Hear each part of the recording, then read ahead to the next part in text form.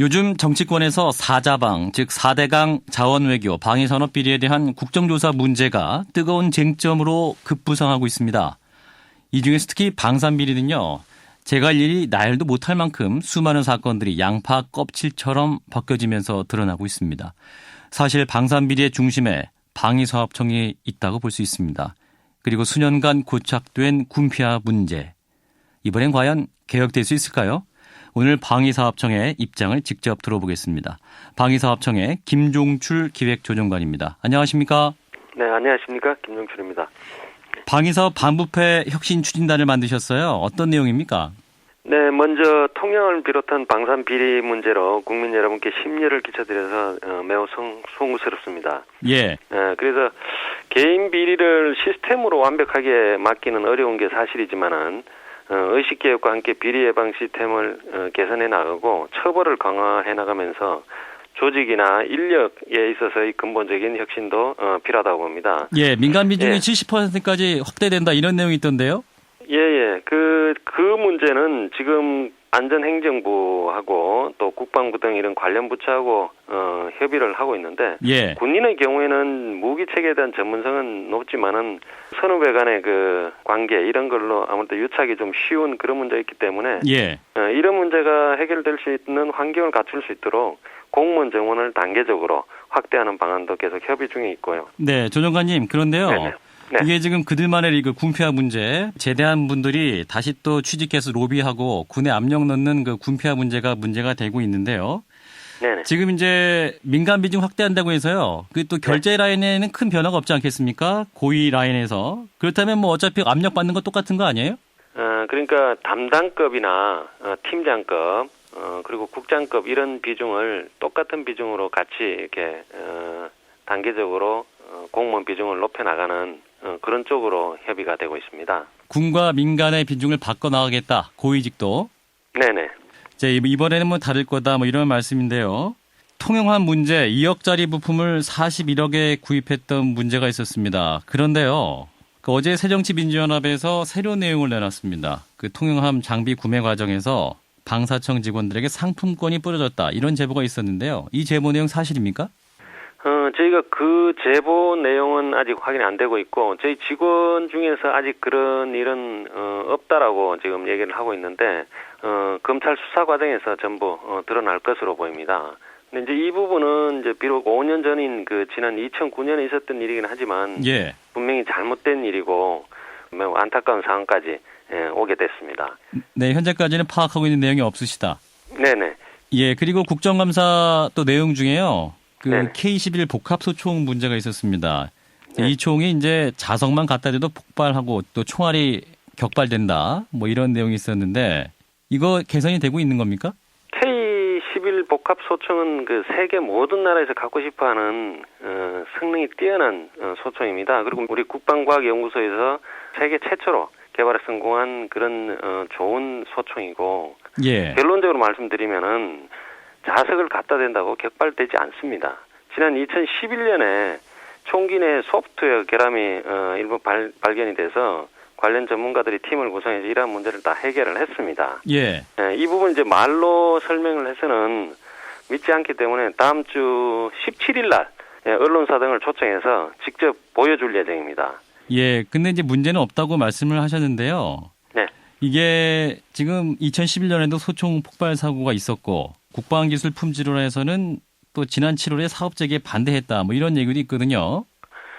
국방기술 품질에서의 얘기는 성능 자체에 문제가 있다라고 의견을 낸 적은 없습니다. 그래서 개발 완료하고 양산에 기술 품질원도 동의를 했던 사항입니다. 예, 그렇다면 K11 소총 여전히 전략화해야 한다. 이런 입장이신 거죠? 네, 지금 현재 전력화가 되고 있고 야전에 지금 보급이 되고 있습니다.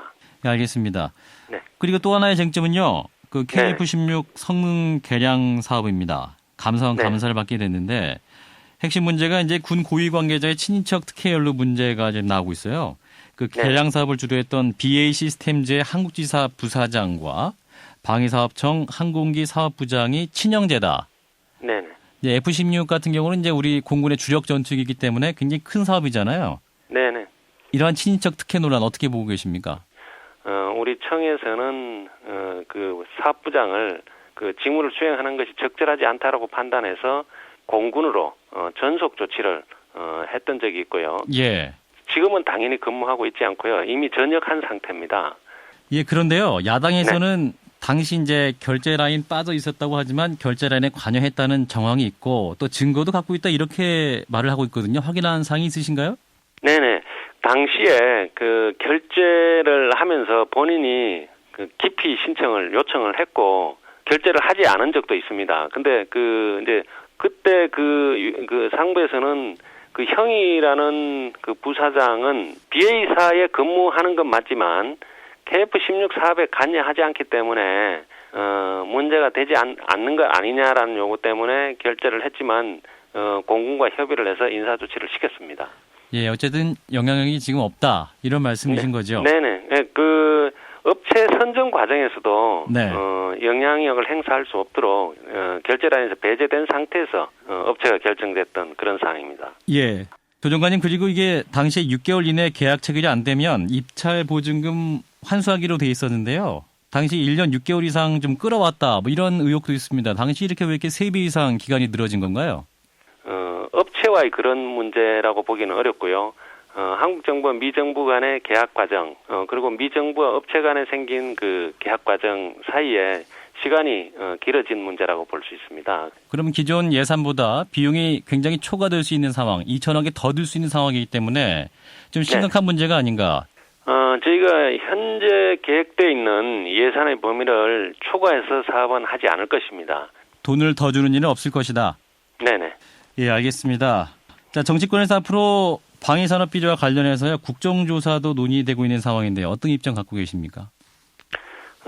저희는 비리 문제에 대해서는 반드시 척결을 시키고, 적폐 문제는 저희가 근원적으로 그 원인을 밝혀서 해결해 나가면은 충분히 해결할 수 있는 문제라고 보기 때문에 국정조사의 필요성까지는 저희가 정치권의 뭐 판단에 따라야 되겠지만은 필요할까라는 것에 대해서 의문을 갖고 있습니다. 네, 고맙습니다. 네네, 감사합니다. 방위사업청 김종출 기획조정관이었습니다. 이번에는 새정치민주연합의 방산비리 진상조사 특별위원회 소속이시죠. 진성준 의원을 연결하겠습니다. 의원님 나와 계시죠? 네, 진성준입니다.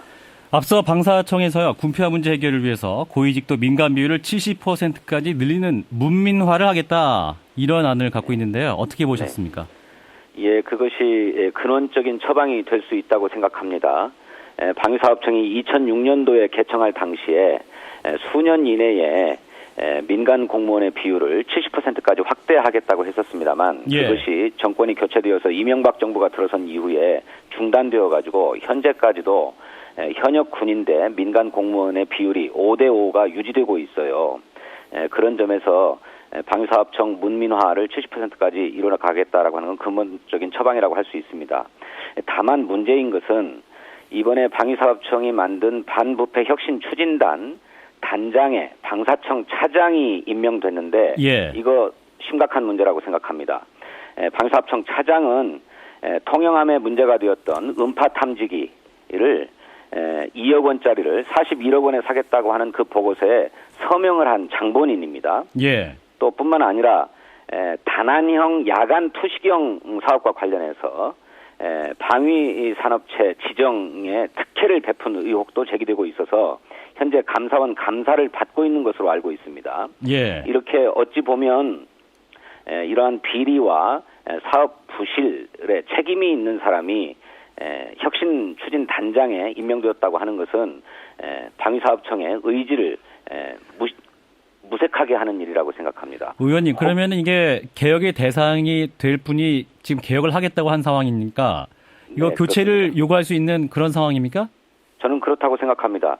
이런 식이라면 어떻게 방위사업청의 반부패 혁신 의지를 믿을 수 있겠습니까? 부패 은폐 추진단이라고 하는 오명을 씻을 수 없다. 저는 그렇게 생각합니다. 네, 이 내용은 있으나 그 개혁 대상이 지금 개혁을 하고 있는 그런 상황이다. 그리고 의원님이 문제 제기한 게 있습니다. 통영함 상품권 제보 문제. 앞서 방사청에서는 아직 파악 못하고 있다, 이런 입장인데요. 사실입니까? 예, 그 방위사업청에서 파악을 못하고 있을 수는 있겠습니다만 현재 수사기관에서 수사를 하고 있고요. 예. 그리고 믿을 만한 제보통으로부터 방위사업청 직원 수십 명에게 기프트 카드가 광범위하게 뿌려졌다라고 하는 제보를 받았습니다. 기프트 카드면 액수가 어느 정도입니까? 그 액수까지는 제가 지금 말씀드릴 수 없습니다. 예, 그러면 그 제보하신 분은 방위사업청 내부자 고발이었습니까? 그 수사기관으로부터 제보를 받았다고 알고 계시면 되겠습니다. 예, 의원님 보시기에는 그렇다면 그 제보 자체가 굉장히 신빙성이 있는 것이다. 그렇습니다. 어느 선까지 개입됐습니까? 수사 과정에서 드러날 것입니다. 아직 공개할 수는 없는 상황. 네네. 그렇지만 믿을 수 있는 신빙성 있는 제보였다. 그렇습니다. 알겠습니다. 방사청에서요. 그리고 K11 복합 네. 소총 문제에 대해서요. 이제 네. 그 감사에서 자석만 돼도 발사된다. 이런 내용에 대해서 사실이 아니라고 이렇게 말을 했고 예. 세계 최초로 개발했고 또 세계가 갖고 싶어한다. 네. 17일에 언론사들 앞에서 시연을 하겠다. 자신 있게 입장을 밝혔습니다. 네네. 어떤 입장이세요? 예, 방위사업청의 설명을 들으면 자석을 들이댄다고 해서 총탄이 발사되는 것은 아니다는 것입니다. 하지만 거기에 숨겨진 내용이 있어요. 자석을 들이대면 그 소총이 격발 신호로 인식을 합니다. 그래서 불발탄이 발생해요. 그리고 이 불발탄을 제거하는데 3분에서 5분가량 소요된다고 합니다. 그래야 기다렸다가 다시 쏠 수 있다는 거예요. 이런 무기를 야전에 배치해서 실전에 투입하겠다라고 하는 거 있을 수 없는 일입니다. 이런 식이라면 어떻게 전쟁에서 그 소총을 사용할 수 있겠습니까? 이 지점을 분명하게 해야 합니다. 네, 총알이 나가지 않아도 격발이라고 인식하는 것이 문제다. 이렇게 그렇습니다. 말씀하시는데 소프트웨어가 개선됐다 또 이런 입장이거든요. 그 후에 이런 문제가 제기되어서 개선됐다고 하고 그것을 시연해 보겠다고 하는 건데 문제는 그런 문제가 이미 드러났음에도 불구하고 그 시험평가 결과를 무시하고 양산을 결정했다고 하는 데 있는 것입니다. 예. 이렇게 불완전한 무기를 전장에 배치해서 사용하겠다고 하는 발상 자체가 매우 아니하고 국민의 신뢰를 저버리는 행위다 이렇게 생각합니다. 그러면 이거 다 환수해야 되나요? 장병들의 안전을 위해서?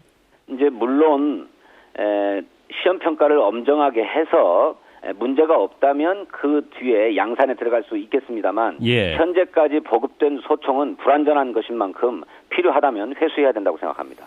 이 소총이 제가 알기로 수출도 된 것으로 알고 있습니다. 그러면 그거 다 환수해야 됩니까? 그것도? 또 국가 이미지도 있기 그 때문에. 나라에서 문제를 제기하면 예. 당연히 리콜되어야 하지요. 예. 불완전한 무기를 어떻게 전장에 배치합니까? 환수를 해야 한다. 다시 그런 입장이시고. KF-16 공군 주력 전투기입니다. 이 개량 사업에 형제가 연루됐다는 의혹을 제기했는데요. 당사자는 결제에 참여하지 않았다. 영향력 행사하지 않았다. 이런 입장인데요. 그렇지 않습니다. 그 사업의 추진 과정을 보면 최종적인 계약에까지는 참여하지 않았지만 계약이 이루어질 수밖에 없도록 모든 틀이 짜여진 후에야 비로소 그 자리에서 물러났습니다. 실제로 이 사업은 FMS로 추진된 사업인데 예. FMS의 통상적인 절차는 우리 정부가 미국 정부하고 먼저 계약을 맺고 나서 미국 정부가 가장 적정한 업체를 선정해서 사업 주체를 결정하고 사업을 추진하도록 되어 있습니다. 그런데 이 사업은 이 순서가 바뀌었습니다. 예. 우리 정부가 먼저 업체를 선정하고 그런 다음에 미국 정부하고 FMS 계약을 체결했습니다. 이거는 특정 업체에게 사업을 몰아주기 위해서 순서를 바꾼 것이다 라고 하는 의혹을 떨칠 수 없고 두 번째로는 업체와 맺은 계약서 상에 미국 정부와 FMS 계약이 6개월 내에 체결되지 않으면 입찰 보증금인 6천만 불을 환수하도록 명확하게 규정되어 있음에도 불구하고 예. 1년 6개월 동안 이 사업을 계속 끌어왔습니다. 그러니까 이거는 특정 업체에게 이미 한번 계약이 체결됐는데 그 예. 업체로부터 사업을 몰수하지 않겠다는 뜻이거든요. 그러니 당연히 특혜 의혹이 일 수밖에 없는 문제라고 생각합니다. 예, 현재 이제 국정조사가 추진되느냐 이것이 쟁점인데 어떻게 하시겠습니까? 국정조사 당연히 해야 됩니다. 정부의 잘못된 정책 판단, 또 사업 관리의 실패, 또 그 과정에서 발생한 여러 가지 결탁 의혹과 부패 의혹 이런 것들을 척결하자면 국회에서 국정조사권을 발동해서 면밀하게 살펴봐야 할 문제입니다. 방위사업청이 떳떳하다면 방사청에서는 또 국정조사 필요하지 않다. 또 이런 입장을 밝혔는데요. 그렇습니다. 정부가 그러니까 방위사업청이 떳떳하다면 아니 방위사업청이 문제를 드러내서 해결하겠다고 하는 의지가 있다고 하면 국정조사를 피할 이유가 없다고 저는 생각합니다. 네, 피할 이유가 없다. 네, 여기까지 듣죠. 고맙습니다. 네. 새정치민주연합의 진성준 의원이었습니다.